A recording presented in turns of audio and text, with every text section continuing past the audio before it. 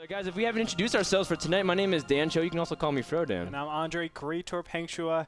Today we got a lot of great games for you, but we also had a lot of great games yesterday. Don't you think so, Chance? Yeah, it was not bad. All right, why don't you go ahead and kick it over to the rewind. Okay. Kick it over. All right, guys, here we go. Yesterday we did have a short night, but we had some fantastic plays, certainly by TLO on Daybreak. Look at this Fungo on top of 6 infestors. He did end up losing a couple of infestors on his own, but overall it was a good trade. Not just the trade, but during all this, he was running roaches all across Daybreak, and it's kind of hard to slip units by on Daybreak. So TLO able to do this successfully 3, 4, 5 times on the row. On this moment he took out this very important extractor, because he knows all about gas timings, Andre, just like you. Focusing this extractor was without a doubt the right thing to do. In the meantime, Galaxy did try to counter a little bit as well, but TLO was just pretty well prepared all around. This game went on for quite a while though, and of course TLO, he had an advantage, but we all know it's hard to attack in ZVZ. Fungos landing left and right, and TLO sort of came on top of most of these battles, but it was never really enough to straight up win the game. But eventually, with making small trades which kept favoring him, he was able to close it out and win this series. And it was an entertaining series. If you guys enjoy ZVZ, I recommend checking out the games, because it was pretty cool. Here we do see, I believe it was the final attack almost from TLO. As I said, they have a couple of big fights, lots of fungos, infestors and roaches going down left and right. But overall, TLO's economy was better. TLO had better upgrades, he had better tech, and he took the better engagement as well. Even though he probably could have won this game a little bit quicker, he played it beautifully. He played it very effective, careful, I would say, but was able to close it out in the end. That was the first highlight. Of course, we had 3 best of 3s yesterday. Normally we have 4. Tonight they have 4, and they got a sick PvP as well. I'm so jealous of them. But oh, welcome. I'm not sure what was happening over there. Chance, stay on your spot. Second series of the night, we had Naniwa versus Cloud, where Cloud, he had so many mind games, guys, that I got very confused. Command center in the main base, bunker on the low ground, but then no SCVs on the high ground, then fly command center to the low ground.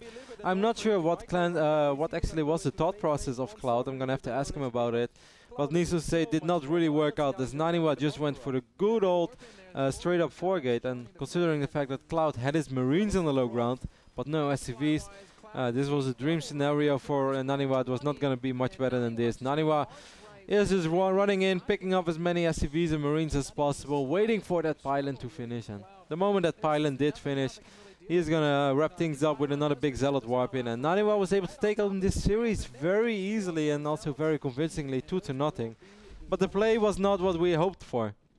And last but not least, we had a final series of the day as well, and that was without a doubt the best map, at least played of that day. It was on Daybreak between Puma and Zinio.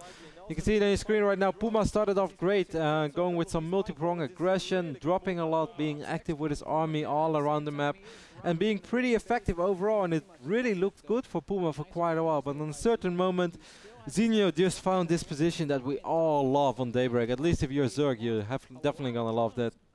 You get enough spine crawlers, you get enough infestors, and eventually you suddenly get a super scary army in the middle of the map while you're pushing the Terrance's forward base, and Zinio was just handling this situation beautifully. Guys, sometimes you say it best when you say nothing at all, so I'm just gonna hold a moment of silence while we watch these Broodlords pushing in forward, picking off Terran units left and right, and Zinio eventually able to close out this game. Let's watch and appreciate. And how long can Puma keep this up, Kevin? We see his money is not that high, and Zinio is just banking so many resources. I feel like he can definitely persist with this siege, while Puma is not going to be able to withstand the defense for long. He's so active with his army, as you said, man. Really excellent army control by Zinio. It's so easy to just try to move in and see if you can win or not. Puma must hate Daybreak, because I feel like he plays these epic games on Daybreak, and there's just nothing he can do. Look at these links. Against the inevitability of this kind of just relentless Broodlord assault. Yeah, Ling's just going crazy. This is like somebody stepped on a setup of a terrible Hollywood movie, of which I've seen way too many lately. Frodan, you can tell us all about terrible Hollywood movies we've seen lately. You liked it, no? I liked it. No. I liked Loop. You didn't like it? Okay, let's just put it out there. Looper was a terrible movie. I agree. I liked it. Awful. What was so bad about it? There's it made too no much. sense. there was too much in it. It's a time travel movie. Yeah, there's and how always does a that plot and a hole. telekinesis movie. Come on, guys. That was like a side plot. Either of the two is already like kind of pushing the limit, but putting both in one movie is just too much. You guys are thinking too much of the logic. Think about the themes: sacrifice, love, chance. There's Chance, lots what of did you think about Looper? there's so much good things. I thought it was overrated. I didn't really get it. Halfway through the movie, I left for a big ass Mountain Dew and a lot of fries because that sounded much better to me than this complicated movie. This movie is too smart for me. Chance, it's okay. It's okay. We won't talk about the movie anymore. We won't talk about the movie. It's okay, Chance. But do you know what we will talk about? Yes, about your awesome games today. I'm jealous. I already saw the PvP that you guys have. I'm definitely going to tune in, so guys, have fun.